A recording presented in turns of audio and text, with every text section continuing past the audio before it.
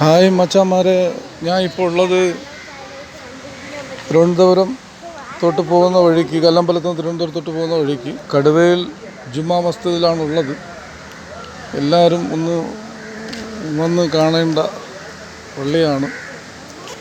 എല്ലാവരും മച്ചാന്മാരും ഒന്ന് ഇതുവഴി പോകുമ്പോൾ ഇവിടെ ഇറങ്ങിയാൽ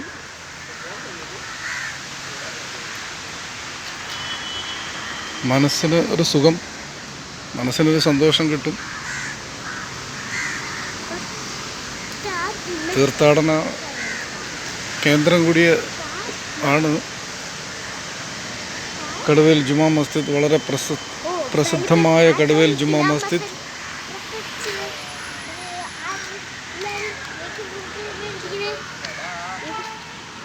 എല്ലാവരും, ഒരുപാട് ആൾക്കാർ ഇവിടെ വരാറുണ്ട്. പ്രാർത്ഥനാ സാഫല്യം നേടി തിരിച്ചു പോകാറുണ്ട്. ഒരുപാട് പേര്, ഒത്തിരി പേര് ഇവിടെ വരാറുണ്ട്. ഇവിടുത്തെ ദർഗാ ഷരീഫ്, കടുവയിൽ തങ്ങളുടെ ദർഗാ ഷരീഫ് സന്ദർശിക്കാറുണ്ട്.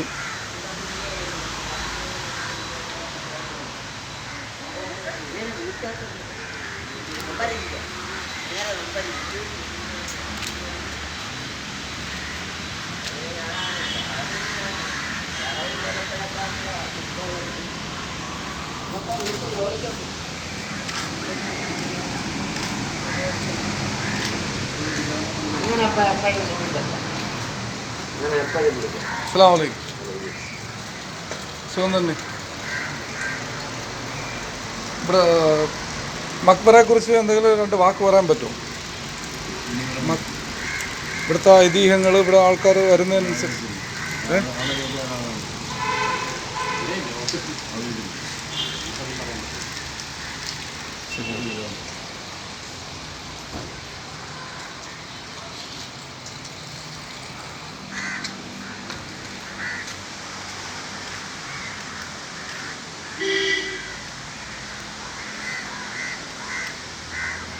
കല്ലമ്പലത്ത് നിന്ന് തിരുവനന്തപുരം വരുന്ന വഴിക്ക് വലത് സൈഡിലാണ്.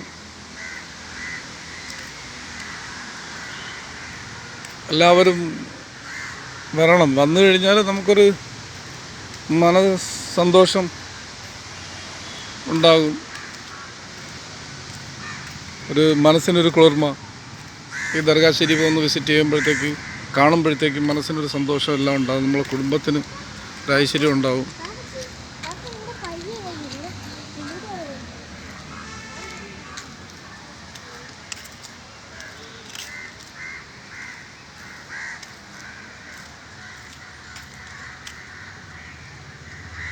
ഈ കാണുന്നതാണ് കടുവയിൽ ജുമാ മസ്ജിദ്.